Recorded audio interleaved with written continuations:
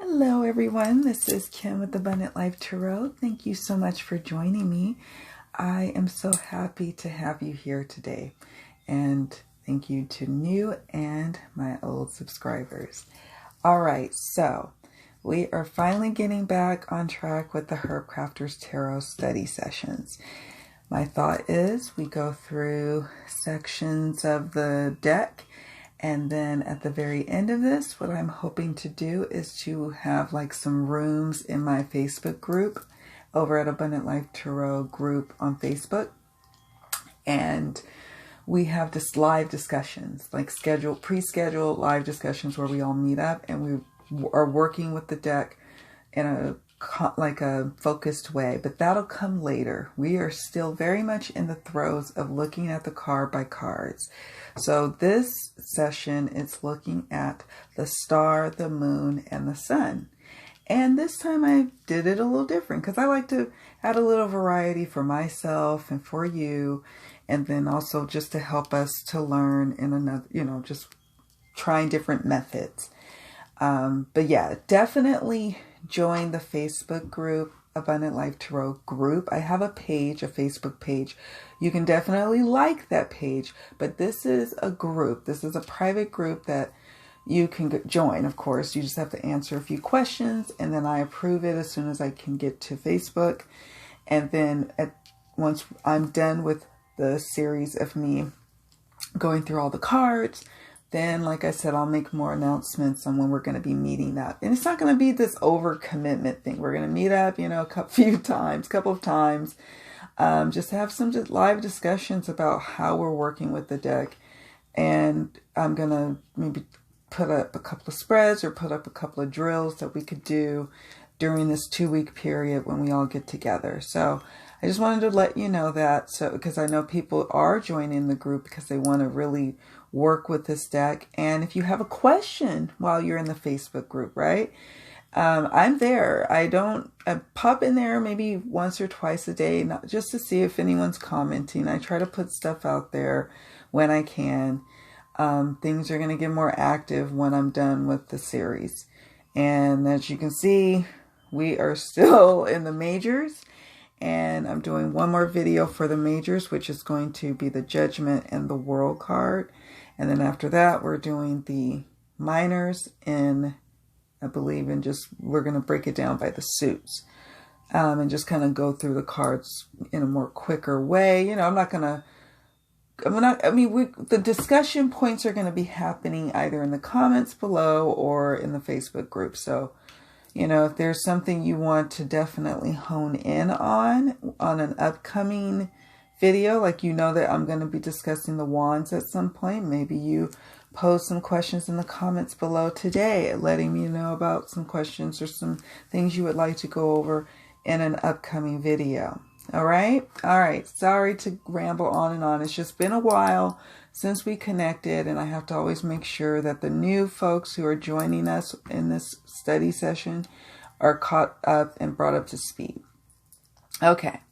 So we have the lovely Herbcrafters at the top, and we have this Cottonwood, which I've only heard of. I guess it's a cottonwood tree. Datura, which represents the moon, had not heard of it. And then the sun, St. Johns Wort, totally have heard of it. So kinda, not at all, and totally. So let's start with Cottonwood. Like I said, I know it was a tree. I know that it is a tree that it grows fast, robust.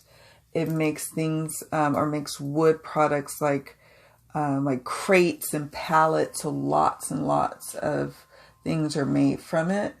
So I thought that was interesting in terms of, if you think about it with the star, about being able to just regenerate quickly and be able to spread of manifestation, spread of hope, spread of positive things. I thought that was an interesting choice. Of all the herbs, of all the plants in the world, the creator chose Cottonwood. So I was dying to see what the guidebook had to say. But before we go to the guidebook, I wanted to do a little comparison against the Centennial and then against the Gaian Tarot, and then maybe even, well, we'll see. We'll see how I'm feeling on the drawing of an oracle card. As you know, I like to sometimes draw an oracle card to help us draw out even more of the meaning once we look at the guidebook. So some of the questions that I have posed for us, and I'm not going to answer every question because for time's sake, and then also I'm just kind of going through the cards anyway and answering the questions even without, really looking at the questions. But just as a reminder, here are some of the questions. So number 1, do you know the herbs featured in the 3 major arcana cards? And if so, do they speak to the Rider-Waite-Smith card meanings? Or we could even say, do they also speak to the Thoth meanings that I've grown to know? Why or why not? And how do I feel about that? Well, I mentioned before, I don't know too much about Cottonwood, except for what I've mentioned just a few moments ago. Not at all about Datura, only that it's AKA moon flower. And then St. Johns Wort, I know about some of the healing modalities in terms of being like an antidepressant. So I know about that. With this next question that we have, it says, if you don't know the feature herbs in your personal research, do you find that it really speaks to in the card's meanings, based on the Rider-Waite-Smith or the Thoth meanings? Why or why not? We'll go into that a little bit more. And then we're going to look at the imagery and symbols found in the cards. What speaks to me and, why or why not. And then what are my own personal card meanings that I've assigned. And we'll see, because I'm not going to always have personal card meanings. Although that's where the oracle sometimes helps us with that, believe it or not. Having an oracle deck nearby when you are going through a deck that you're not quite familiar with, you really want to get to know it. Have a deck that you really are familiar with, that you really are comfortable with, that will help draw out the meanings. Like a translator, I like to call it. I like to call my oracle decks, that for that purpose, my interpreter, my translator, if you will. So let's look at the guidebook. Oh, before we do that, here's the star, and we have the leaves. So it is shaped with these cottonwood leaves. I was able to see that on my Google search. They're gorgeous, large leaves. And this is shaped in the star. And then, let's see, I'm not sure what these are. And we have literally, a blanket of stars in the background here. Okay. And then, you look at it with the Centennial, and, you've got stars here, just like we have it here. Very symmetrical here. Even the blue feels very reminiscent of the Centennial, right? Everything feels in balance as well, like even with the star. I really love that, actually. And then even when you look at it and compare it to the Gaian, okay? Similar colors. Now, the Gaian Tarot, I bring the Gaian in because the Gaian was created like artistically and written by the same person who did the art for the Herbcrafter's Tarot. And so that's Joanne Powell Colbert. And I love to see her own deck that she did, just for herself. How did she interpret it? And then if you look at it here, and you can see some definite similarities. Okay, so now let's look at the guidebook. Now that we have some reference to other cards. And before we move to the Herbcrafter's guidebook, let's look at the Smith weight. I like that, the Smith weight. Let's look at the star here. Now, this one, not really feeling, but okay. It says loss, theft, privation, abandonment, although reading suggests hope and bright prospect in the future. The reverse, arrogance, impotence, and haughtiness. That is not what I associate with the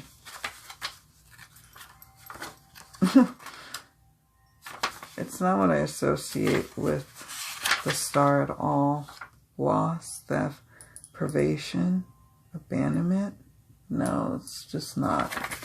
And out of curiosity, let's look at the star and the guy. And I love this guidebook, by the way. Opening to grace is the key phrase here. A time of peace and tranquility follows the lightning and storms of the previous card, which would be the tower, right? When you get this card in a reading, you have the opportunity to relax into a time of calm, healing, and grace. Your heart is wide open and you deeply feel your connection to Source, God, or Goddess, and the great mystery. It is more blessed. It is a most blessed time of hope, peace, and well-being. And I like to say of rejuvenation and restoration, and you know that. Oh, I love that. Cherish this experience when it is time for you to come back to everyday life. And then deepen. And so here's just some key themes of the star: hope, wonder, serenity, refreshment, gratitude, grace, mystical experience, peace, spiritual blessing, inspiration, and generosity. And this guidebook goes into like the different symbols of this particular star. We won't do that because we are focused on the Herbcrafters. But I wanted to show that, to me, feels more like the star card than what's going on in this little white book. I don't know why this little white book is so like, I don't know. It's like, and what is it? What is the word? I can't even say it. Just kind of like a jerk. No.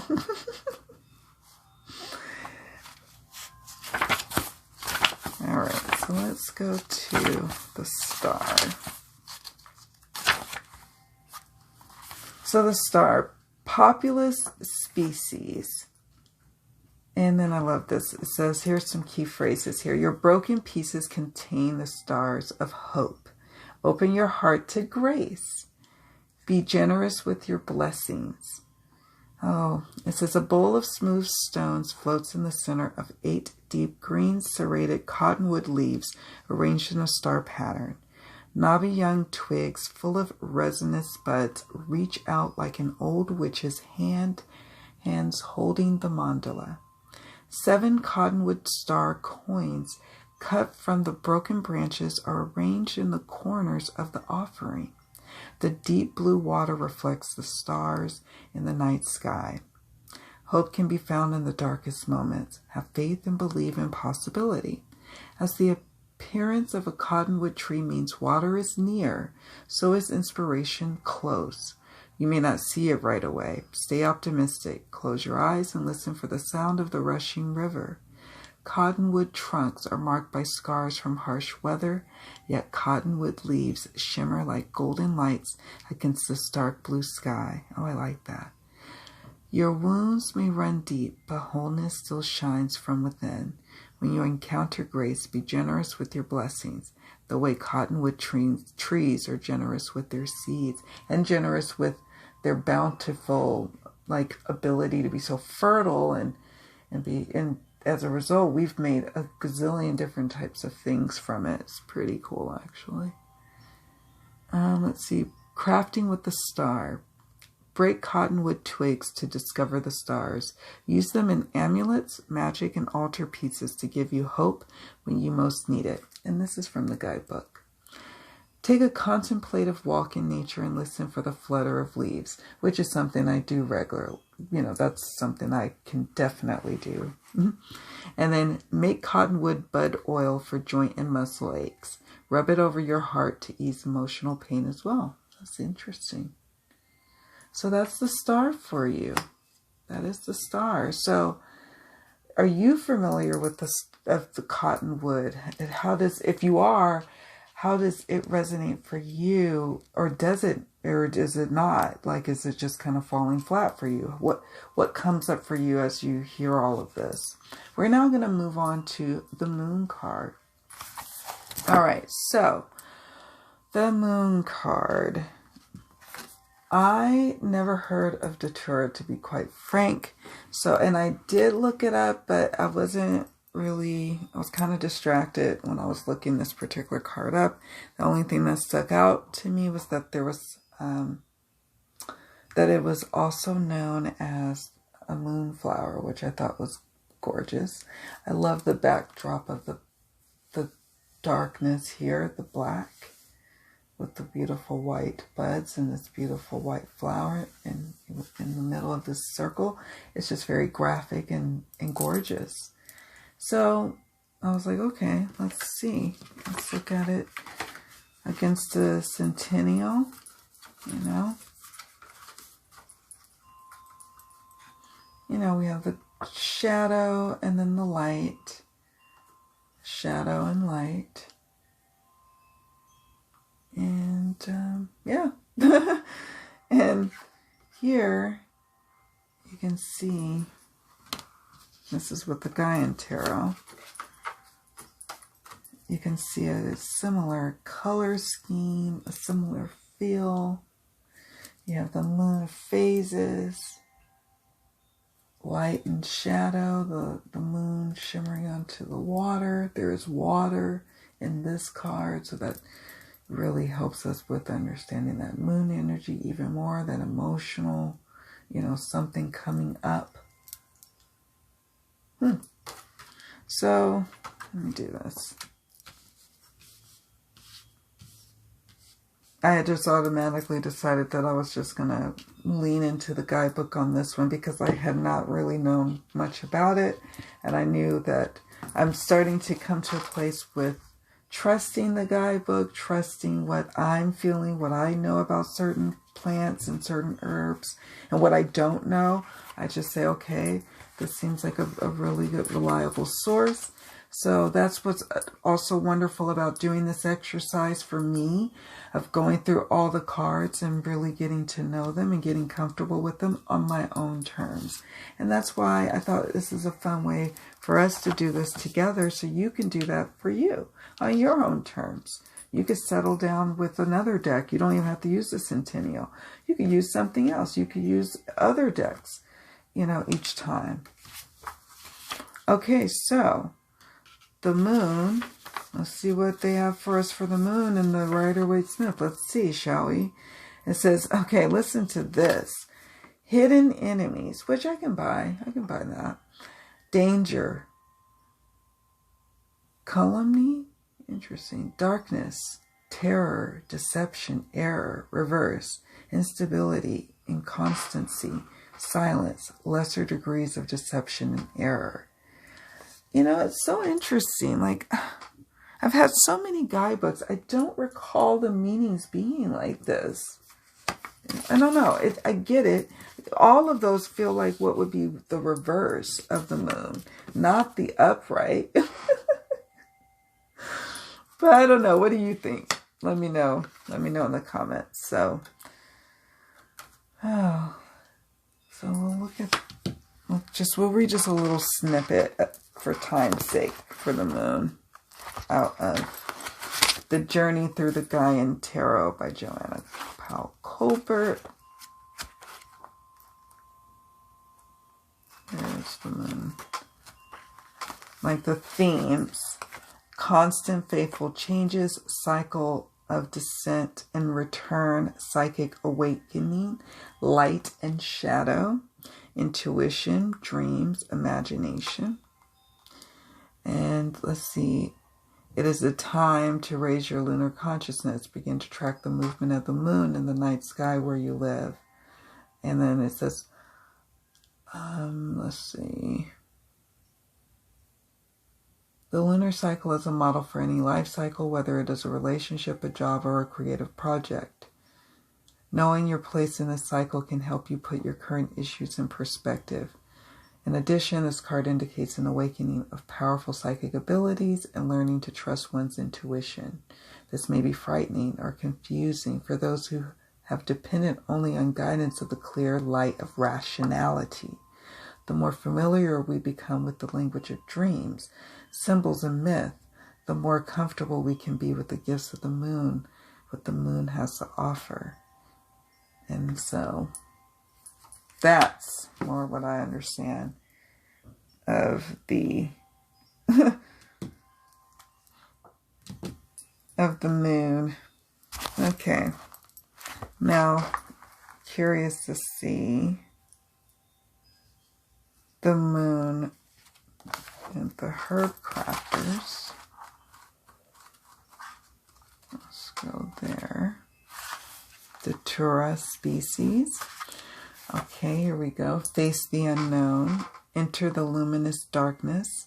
Open your eyes to night blooming magic. Isn't that gorgeous? Night blooming magic. Oh, so it might be those beautiful flowers that bloom in the night. How gorgeous is that? A large crystal bowl filled with water sits on a dark velvet cloth. 8 datura flowers surround the bowl. They unfold from a compact bud into the open form of a chalice.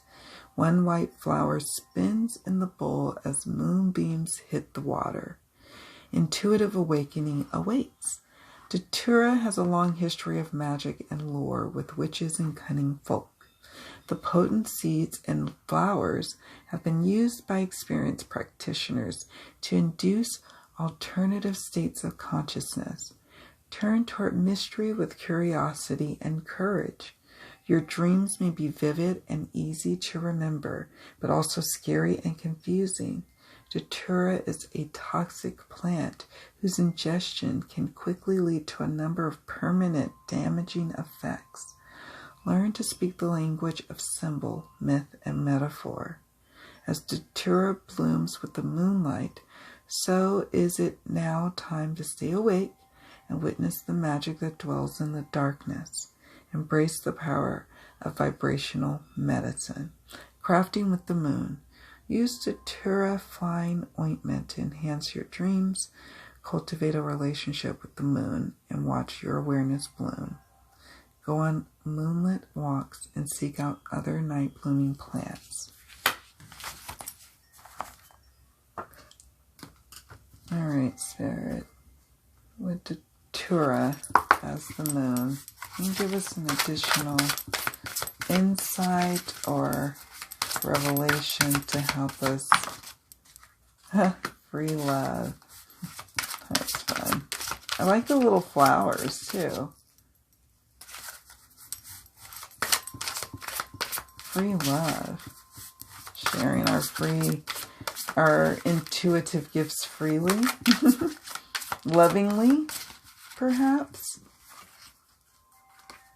Facing the light after a period of darkness with the tower and destruction, and the darkness coming from the destruction, and then the period of moving from the star of hope into, so it's definitely a movement forward and facing forward, facing the light of the sun, but the darkness is to our back. I don't know, I love that, the light and dark aspects of it. So I can dig the free love. That helps me with this one, I would say. Let's see, I'll just tuck you over here for now. All right, so now we're moving on to the sun. Moving to the sun. St. Johns Wort. So, I remember there was a time, maybe it was the 90s, and probably the present day, where they started having those commercials on TV where they would say some sort of medical, like some medication or some vitamin, and then they list a bunch of things that it treats you for, like all the treatments it can do, the things, the diagnoses that people might have that might benefit from that drug or vitamin. But then they list a litany of things that might be some adverse effects, and then you're like, oh my God, I'm never going to take it. And I remember St. Johns Wort being one of the vitamin ones that they would talk about all the time.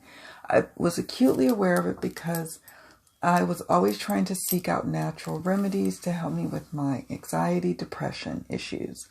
So I know that it's something that really helps people who are depressed, you know, to help lift their mood, lift their spirit, lift the, you know, and so I'm sure that the guidebook is going to really help us navigate that. You know, I'm no doctor, I'm no psychiatrist.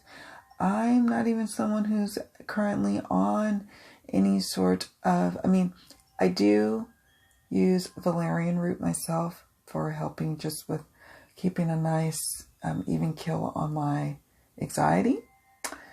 But that's it. So don't talk to me, you know, or don't try to, you know, think that I'm some sort of doctor or anything. You should definitely speak to your own doctor about your own personal needs. I should have said that at the beginning of all of this. Because, you know, with the Herbcrafter's Tarot, I think we all have to realize, especially if we do readings for others, is that people may come to us thinking that we are herbal. And some of us may be very well, you know, herbalists and maybe medically trained to spout off any sorts of medical advice. You just have to be careful with the readings is all. All right, the sun. So I'd imagine that, you know, it elevates you. You feel optimistic, positive. You're feeling bright, facing the sun. You're in the sun. You're in the radiant light. You are the light. Things are really looking up. Sunflowers. It's just glorious, glorious. You can see the similarities here with the beautiful flowers. Oh, I love it. It's like a jar here with the St. Johns Wort flower. Oh my goodness. So pretty. And then you have the Gaian Tarot. Again, burst of sun, burst of light, sunflowers here.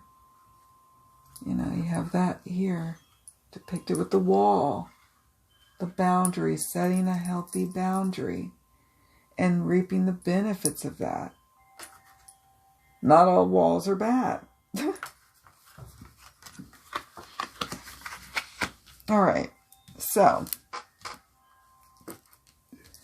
let's see if we have doom and gloom for the sun in the Smith-Waite little white book. Or do we have something totally optimistic? The sun, material happiness, cool, fortunate marriage, contentment, reverse, the same in a lesser sense. Okay. Say that. Okay, we are in agreement. I can dig it. Look at that. It's very similar with the Gaian. Or the Gaian's very similar to the sun of the centennial. And I'm not going to read the Gaian because I was like, I'm really feeling that one. So this worked. Simple, clear, concise. Let's go straight away to the Herbcrafters. St. Johns Wort. Hypericum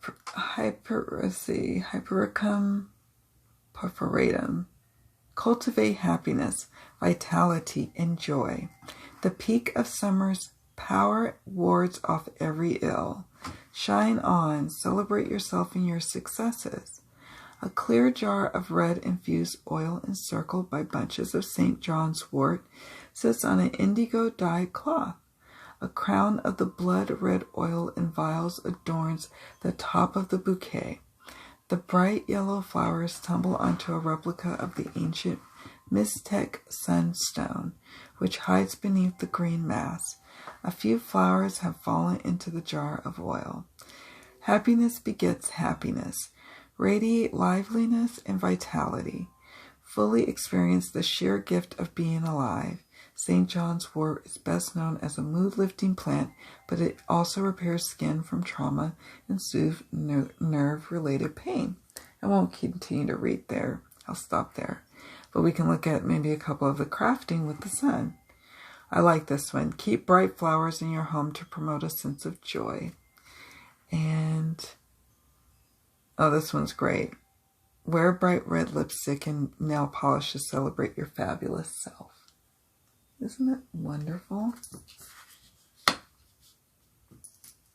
I like that a lot.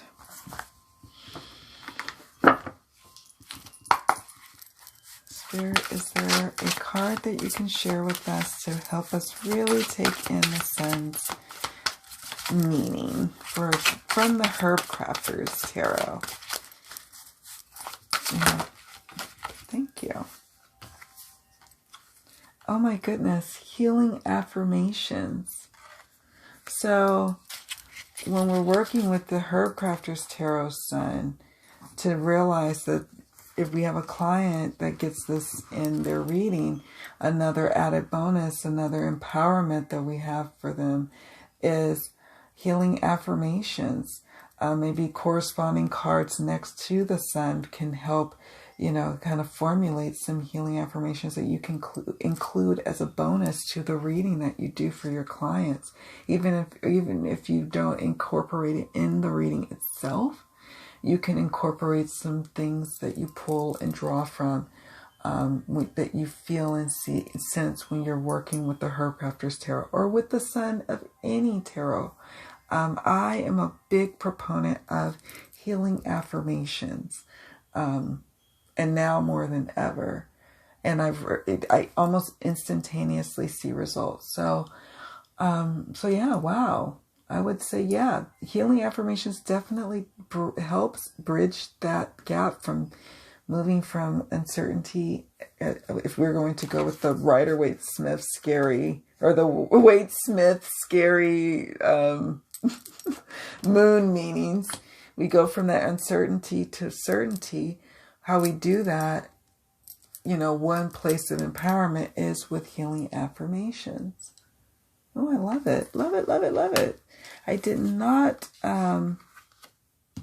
pick one for the stars. Spirit, do you have a company oracle for the star? Huh. Two of them. Master and ritual. You know, who is serving? What are you serving? And with the ritual card, it's like, you know, we start to build up ritual. You know, human beings are very ritualistic, even if they don't want to call it that.